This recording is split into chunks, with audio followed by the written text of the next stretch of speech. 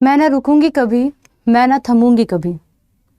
मैं न रुकूंगी कभी, मैं न थमूंगी तब कभी।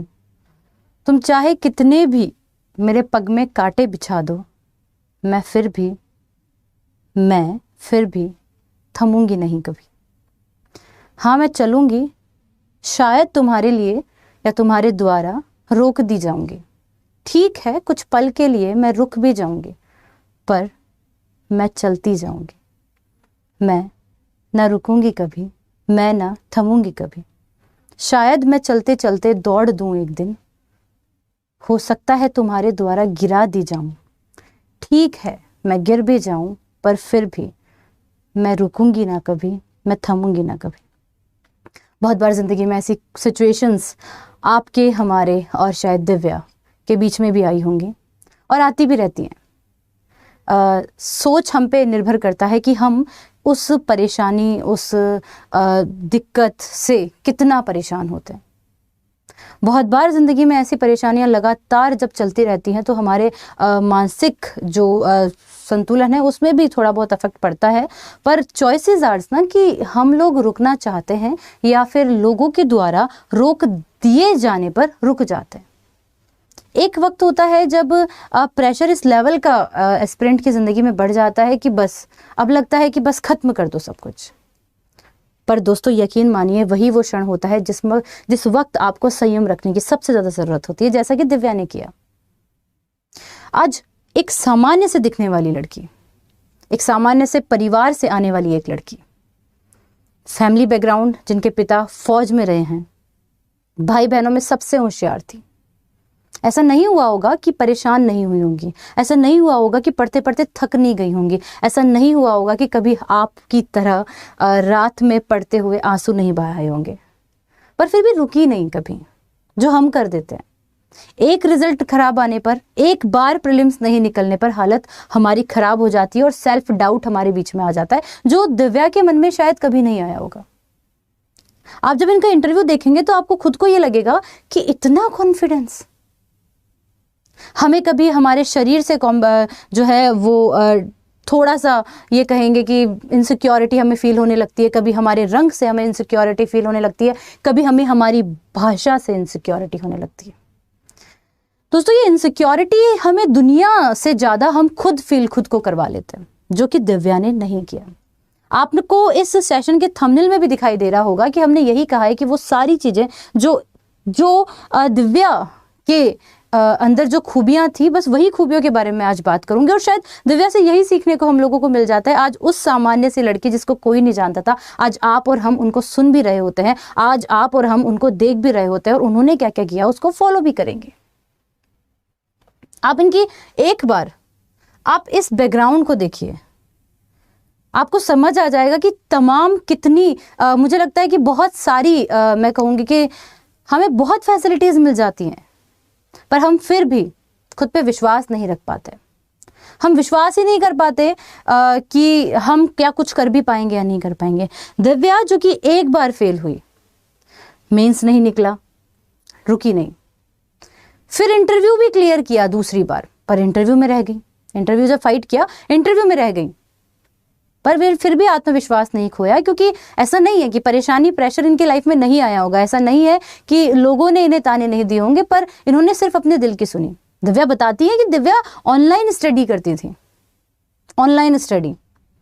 कई लोग ऐसा सोचकर ही रह जाते हैं कि हम लोग घर के बाहर, गांव के बाहर या फिर हमारे कभी कभी जिले के बाहर, कभी कभी सिटी के बाहर नहीं जा पाएंगे, पर ये घर पर रहकर ऑनलाइन स्टडी करती थी। पर इन्होंने एक जो बहुत अपने इंटरव्यू में खूबसूरत चीज़ बताई ना दोस्तों, मैं आज उन्हीं सब चीज़ों के बारे में बात करूंगी। दिव्या ने बताया कि सबसे इंपॉर्टेंट जो उन्होंने बनाया था, सबसे इंपॉर्टेंट जो उन्होंने बनाया था वो थे दोस्तों नोट्स, जो सबसे ज़्यादा उनको काम आए। उन्होंने नोट्स बनाए। एक तो सबसे इंपॉर्टेंट चीज ये थी कि उन्होंने शॉर्ट नोट्स भी बनाए और उन्होंने ब्रीफली नोट्स भी बनाए। उन्होंने प्रीलिम्स मेंस की प्रिपरेशन साथ की, ये नहीं सोचकर कि प्रीलिम्स पास होगा तब देखेंगे कि मेंस पढ़ना है कि नहीं पढ़ना है। उन्होंने ये सोचा कि मेंस फाइट करनी है, इसलिए प्रीलिम्स पढ़ना है। दोस्तों, सोच का फर्क है। प्रीलिम्स हो जाएगा तो मेंस करेंगे, और एक मेंस करने के लिए प्रीलिम्स करना है। दोनों में बहुत फर्क है। जब आप पहली बार जब इस फील्ड में जाते हैं ना, तो मैं हमेशा स्टूडेंट्स को यही कहती हूँ कि अपने व्यक्तित्व के अंदर ये डाल लीजिए कि अब आप एक सिविल सर्विसेज करने वाले व्यक्ति हैं। आपके स्वभाव, आपके बोलचाल, आपके हाव भाव उसी तरह के हो जाने चाहिए, क्योंकि जब आपका तन, जब आपका मन, जब आपका मानसिक स्वास्थ्य जब उस अकॉर्डिंग हो जाता है ना, तो फिर कहीं ना कहीं ये चीज़ें अपने आप में आने लगती है। इसका मतलब मैं ये नहीं कहना चाह रही हूँ कि आप बिल्कुल एक ऑफिसर की तरह बात करेंगे, घर वालों से थोड़ा उस तरीके का बिहेव नहीं, पर आप समझ रहे होंगे, क्योंकि आप खुद एक एस्पिरेंट है तो आप समझ पा रहे होंगे कि मैंने क्या क्या कहना चाहती हूँ। दिव्या ने एक और चीज़ सबसे अच्छी बताई अपने इंटरव्यू के अंदर कि अखबार। आपको बहुत सारे लोगों को लग रहा होता है कि न्यूज़पेपर जो होते हैं वो समझ नहीं आएगा। मैडम कई बार बोलते हैं कि मैडम करंट कहाँ से कवर करें, तो जो आपके न्यूज़पेपर्स हैं उन पे फोकस करना स्टार्ट कीजिए। ऐसा नहीं कोई भी टॉपर कहता है कि आप रात दिन बस पढ़ते रहिए पढ़ते रहिए पढ़ते रहिए। पर हाँ, दिव्या ने एक चीज़ ज़रूर कही कि मैंने फालतू चीज़ों में टाइम नहीं वेस्ट किया। हाँ, मेरे शरीर को, मेरे मानसिक संतुलन को जब ज़रूरत थी कि हमें थोड़ा सा अब गैप दे देना चाहिए, तो हमने गैप भी दिया। ये कुछ चीजें दिव्या ने हमसे शेयर की, तो बस वही चीजें मैं आप लोगों के सामने जो है वो लेकर आ रही हूं। ठीक है, तो ये सबसे खास चीज जो है यहाँ पर आप लोगों के लिए हो जाती है। तो ये सारी चीजें हैं। और इसके अलावा अगर हम बात करते तो और इसके अलावा अगर हम बात करते हैं तो और क्या क्या चीजें हैं जिनके बारे में हमें जानना है, तो दिव्या ने जो चीजें की उन सारी चीजों के बारे में भी मैं एक बार जो है वो आप लोगों को बता देती हूँ। दिव्या की सबसे इंपॉर्टेंट चीज जो ये थी कि देखिए, आपके मन में कभी कभी ये भी चीजें आती होंगी कि हम लोगों का मीडियम क्या है। हम लोगों का मीडियम जो कि कौन सा मीडियम होता है, मैक्सिमम लोगों को लगता है कि अगर मेरा हिंदी मीडियम है तो बहुत दिक्कत हो जाएगी। मैक्सिमम लोगों को लगता है कि मेरा हिंदी मीडियम है तो मेरा प्रीलिम्स निकलेगा कि नहीं, मेरा मेंस निकलेगा कि नहीं निकलेगा। मैं वैसे ही भीड़ में पीछे हो गया। तो सबसे खास चीज ये थी कि एक हिंदी मीडियम की छात्रा, एक हिंदी माध्यम की छात्रा ने ना सिर्फ प्रीलिम्स, मेंस और इंटरव्यू भी जो है वो क्या किया, पास आउट किया। तो दोस्तों, ऑनलाइन स्टडी उनके लिए किस तरीके से जो है वो इंपॉर्टेंट रही, मैं उसी चीज के बारे में आप लोगों से बात करने जा रही हूं कि ऑनलाइन स्टडी का अपना ही एक रोल रहा है उनके लिए। एसडीएम टॉपर बनने वाली इसी दिव्या ने सबसे इंपॉर्टेंट चीज थी कि हर दिन रेगुलरिटी रखी, जो आप लोग नहीं करते हैं। जैसे कि आप देखेंगे कि आप किसी भी ऑनलाइन प्लेटफॉर्म पे जाते होंगे, आप 2 दिन इस टीचर से पढ़ते होंगे, 2 दिन इस टीचर से पढ़ते होंगे, 2 दिन इस टीचर से पढ़ते होंगे, 2 दिन इस टीचर से पढ़ते होंगे, और यही वो 2-2 दिन आप अपना टाइम तो खराब कर ही कर रहे हैं। और सबसे इंपॉर्टेंट चीज ये भी थी आप लोगों के लिए कि टाइम खराब करने के साथ में आप लोगों ने एक और सबसे खतरनाक चीज जो कर देती है कि भाई आप एक टीचर से पढ़ो, पर आप कंटिन्यू पढ़ो। चाहे आप 10 टीचर से पढ़ो, आप कंटिन्यू पढ़ो। आप 10 टीचर से कंटिन्यू पढ़ लो, पर पढ़ो कंटिन्यू, क्योंकि हो सकता है आप जिस दिन नहीं आए उस दिन उन्होंने वो पढ़ा दिया जो आपके एग्जाम में आना था। दिव्या की सक्सेस के पीछे ऑनलाइन स्टडी बहुत इंपॉर्टेंट रही।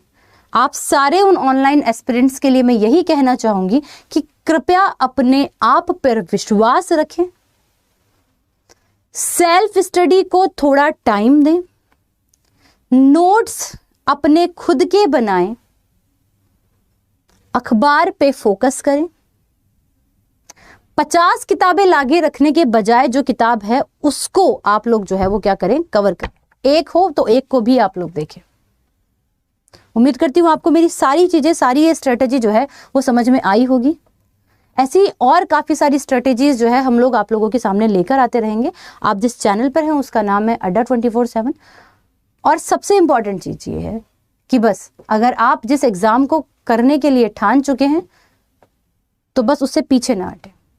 इसी के साथ ही आपकी मेंटर नीरज अब इजाजत लेती है। इसी के साथ दोस्तों, thank you so much. Will meet at next session and good luck to all of you. अगर आपको किसी प्रकार की कोई मदद चाहिए तो आप प्लीज ऑफलाइन कमेंट में मैसेज कर सकते हैं। I am always there for you and thank you so much. Thank you.